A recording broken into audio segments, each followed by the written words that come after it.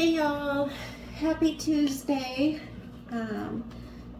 So here I am painting this picture. I am just painting the base layer for my Milky Way painting. And as I do it, I'm going to talk about my sobriety journey a little bit. I had a request from somebody that I talk about my sobriety journey. She asked, what made you get sober? And I mean, that's not like a simple question to answer, because it's a mixture of things, obviously, and it didn't happen overnight. So first off, I guess I would like to start out with, like, how did I start even using in the first place? Well, like, I started smoking pot at about 16. And for some, they always do say that it's the gateway drug. And well, for some, that's not true. And I know how people just rant and rave about like pot and how wonderful it is. And while I agree with that, like, it is for some people, but for me at 16, and the reasons why I started using it was just the beginning for me. So shortly after I started smoking pot, I started like doing pills, getting Adderall from people at school. And it progressed into that for a lot of years. I also drank a lot from the time I was like 16 until up into my 20s. I drank a lot. But so I've always had a problem with it ever since I began using. But it didn't really start getting extra bad for me until I got a script for Tramadol because I had ovarian cysts. And so once I got that prescription, I started abusing it. And that's when I realized that I was dependent on it. Because when that script would run out, I'd be seeking it, whatever I could get from anybody and anywhere that I could. And it stayed pills for a while, I didn't know how to deal with my normal life. I used it as a tool to keep me moving. I used to take it to go to work. I would take it to relieve period pains, all of that. And it was there for a very long time. It was easy for me to get pills, and I had a good supply. Always had whatever I needed, until I didn't.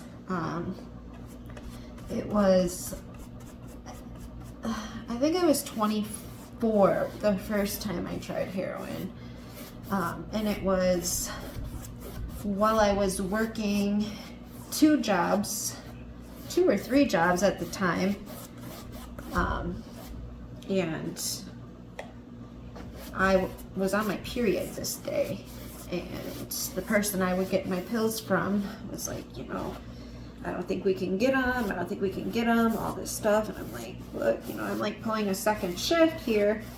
I need something. I'm in pain. So he shows up. He's like, oh, I got something. He's like, it'll make you feel better. So he picks me up. We go for a ride, and we park, and he busts this stuff out, and it was like brown powder, and I was like, what is this? He's like, it's boy. And I was like, I don't know what that is. And so he's like, it's heroin. And I'm like, what? I was like, I don't do heroin. I've never done heroin, And he's like, well, just try a little bit, and it'll be okay. It'll make you feel better. It'll hold you over until we can get our pills. So I was like, okay, I'll try it. Well, I tried it, and it was just a small amount. it was not anything what I had ever thought it would be the first time I did it. I was like, this isn't so bad, you know? Took away my pain. I could still function. It was almost just like taking a Norco. And so I'm getting about halfway through my shift, and he messages me, and he's like, you know, are you doing all right? Checking in on me. I'm like, yeah, you know. I was like, I feel really good. I was like, I think I could actually handle more than what you gave me. So could you come back? And, you know, I think like just that little bit says it all, because that's exactly how it goes when somebody does heroin. So yeah, I became addicted to heroin that day.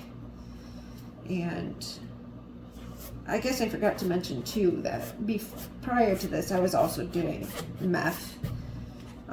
Kind of the same type of story that kind of got me started on it, switching from one drug to the other. Before I had tried meth, I was very against it. I had seen it messing up people's lives, and it had become more prevalent in my town, and I was angry about it. I was like, this is ruining our town, you know, like this is ruining the people in it, and I was angry about it. But a friend of mine, who is no longer with us because he died of an overdose, kept coming over and kept telling us about it, and was like, you know, it's not so bad, let's just try it. And I was like, no. But my boyfriend at the time had wanted to try it and had told me, he was like, you know, I just want to try it just this once, you know, and see what it's like. Same thing. I was like, I gave in. I was like, all right, you know, we'll try it just this once. And it was done for me after that. Like, how could I have gone back to doing coke, you know? Like, meth was cheaper, it was more potent, it lasted longer, it gave me that push that I needed to get me through my hard, long work days. And I maintained like that for a good year or two, being a functioning addict, doing meth. And then, you know, slowly I started getting paranoid at work. Things started falling apart. I don't need to go into much more detail than that about that. So anyways, about a year after we started doing it, kept doing the meth. That's also around the time where I tried heroin, because me and my boyfriend at the time had split up because of the drugs. Not really because of it, but it definitely caused a lot of problems and all that. But anyways, so it was about that time when we split up. I was staying with my mom, and the person who I had been doing heroin with was over, and we had done some heroin when my ex showed up. He found out what I had been doing and ended up telling my family about it, and they freaked out, you know. So they made me agree to go to rehab, which I did, for the first time. This was in 2018, and you know, I really did want to get sober though, because after seeing how hurt my family was to know that this is what I had been doing, I didn't want to hurt my family anymore, and that was the main cause of it. And I remember going to rehab, and my case manager asked me, why do you want to get sober? And I was like, for my family. And she's like, that's the wrong answer, Haley. I was like, how is that the wrong answer? To not want to hurt the people that you love. And she said, you need to want it for yourself. So, you know, I was like, anyways, so I stayed in treatment for about a month. Came out and, you know, I ended up relapsing like 11 days in.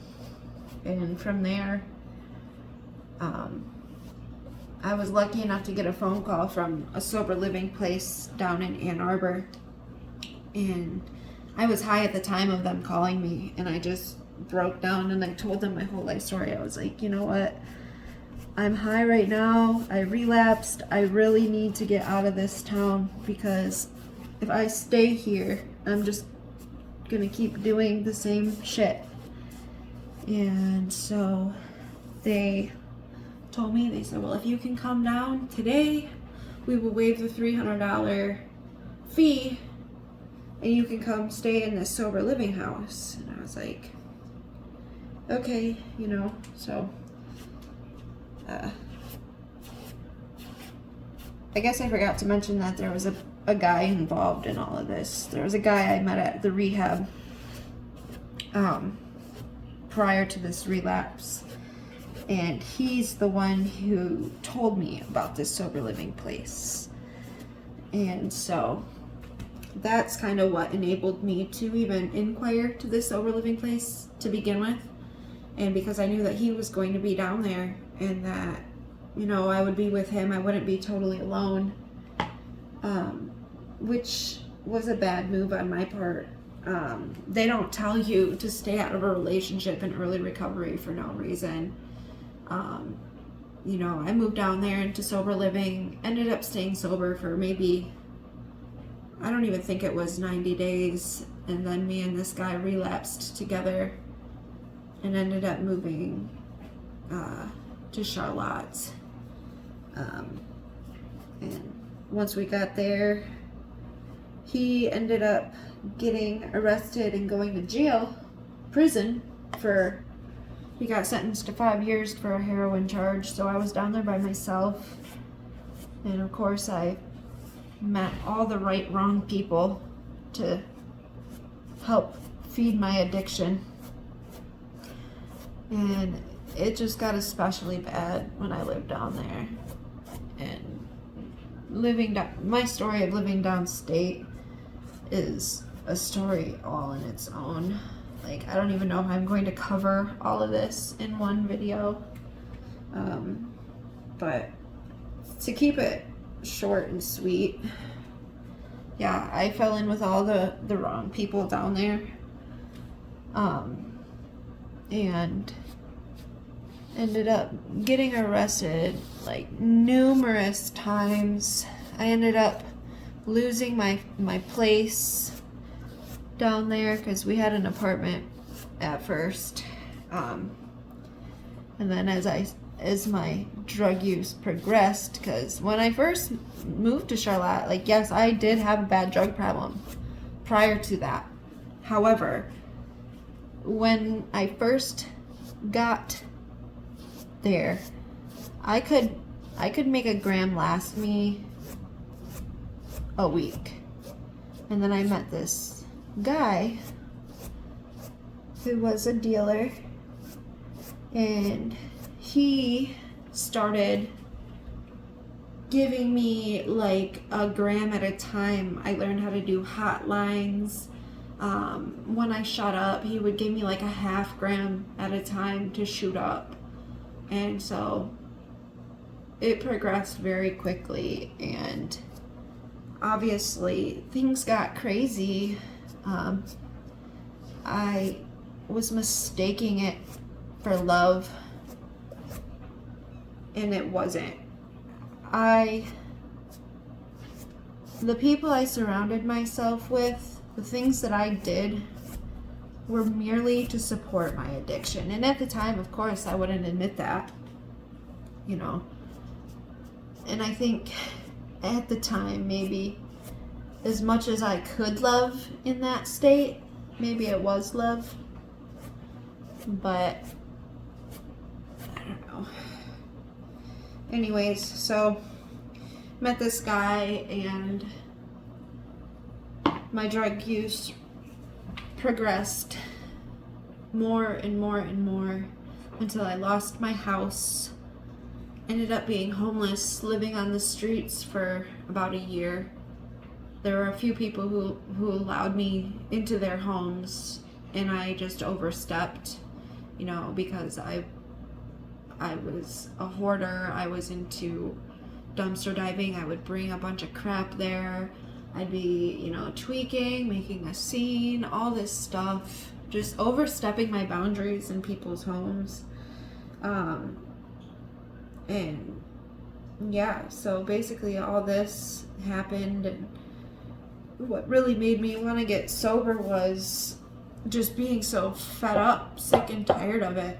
I did end up going back to rehab after I got arrested. I got out of jail and immediately started using, but I didn't want to use because having that little bout of sobriety when I was locked up showed me how great my mind can be when it's substance free. I had all these amazing thoughts and goals, and I don't know if you guys remember me talking about the pink cloud and everything. I was always on such a pink cloud, and anytime I got arrested when I was actively using was such a relief to me, because I was off the streets and I knew in my heart that it was the best place for me. So anyways, I ended up going to rehab again for a second time, staying over 90 days. And when I got out, I went back to Lansing, but I was living in sober living. And what had happened there was I was still dating somebody who was using, who lived in Eaton County, which is not far from Lansing at all. So although I was staying sober, doing good, I was doing great actually, aside from still hanging out with the wrong people. Staying in those toxic environments. So I kept going, hanging out with this guy that I was seeing at the time. We would hang out, have sex, then he'd take me back to the sober living house. Well, I was getting dropped drug test 3 times a week, so I knew better than to use, and I didn't use, but I ended up having a meth positive drug test, and the only thing that I could think that it could got in my system is because I was sleeping with this guy who was so heavily still using. This had its consequences. So they uprooted me from sober living and sent me to Flint to another sober living house. And of course, I was livid. I was so mad because I knew that I didn't use, that I had been doing my absolute best, and I had applied to some colleges. I had all these jobs lined up. Things were going really good, aside from me hanging out with the wrong people, thinking I was in love with this guy whom I used to use with.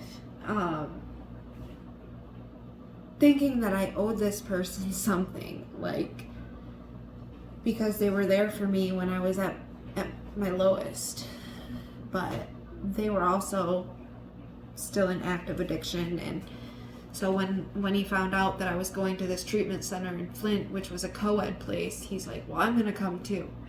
And I was like, that's great, we can both do this together, we can both get sober together. You've got to do it for your daughter, I've got to do it for me. This is perfect. This is a perfect program. Well, he showed up, I think it was that same day. We ended up leaving against medical advice and relapsing the same day that we left, where So I was absconding from probation because I was ordered by the court to be at this place in Flint. And this is where shit got really, really bad for me. I knew what I was up against by absconding. I was out on, I don't know, what is that? Like, I was on probation. So all these things that I was doing with the Sober Living House, dropping 3 times a week, going to the rehab in Flint, this was all court ordered stuff. So when I left Flint, I was absconding, and that was my last chance. I knew what I was facing, and that I was facing up to a year in jail because of prior charges. So ultimately, that's what got me sober, was going to jail for a year. That's really what it took. As I mentioned, like, I tried on my own numerous times, having all the tools myself, but always trying to do things my own way, and it didn't work for me. So ultimately, going to jail is what saved me. There's so many other things that happened in the in-between, and they're all stories within themselves, you know, and they are a little bit hard to talk about, but I knew when I went to jail that was, when they picked me up and put me in that cop car, it was the best thing that could have happened to me, because that last relapse was so bad. I had done things I would have never in my life thought to do. You know, I had reasons for getting and staying sober, whether I achieved it through jail or not. You know, I was losing my family. My family didn't want me around. I had overdosed numerous times. I had a heart condition. I had been raped. I had been abused. I had been homeless on the streets. I had been breaking into abandoned houses, dumpster diving, staying under the bridge. I had solicited myself. I needed to stop, but I couldn't on my own because it was so painful to do. And I knew how painful the withdrawals were going to be, and all of this and all of that. You know, if you're an addict, you may understand. But anyways, yeah, so stayed in jail for a year, hit the Bible non-stop, and I did moral recognition therapy. I started Suboxone. I used every single minute of that year in jail to my advantage to prepare myself to come back out into the real world and to go home to my family and to do right. I wasn't gonna fuck it up again. I don't know if I can say that on these videos, but yeah, so there's more stories and stuff like within all this that I would like to talk about and go into more depth, but ultimately that's it in a nutshell. So anyways, that's all for today, folks. Catch me again tomorrow or soon. I'll post updates on other things and other stories and stuff. But if you or anyone you know out there is struggling with any of the things that I mentioned in this video, do not hesitate to reach out to me. I will gladly talk to you one-on-one, and I'd love to be a support for just about anybody. So anyways, bye. Thanks for listening.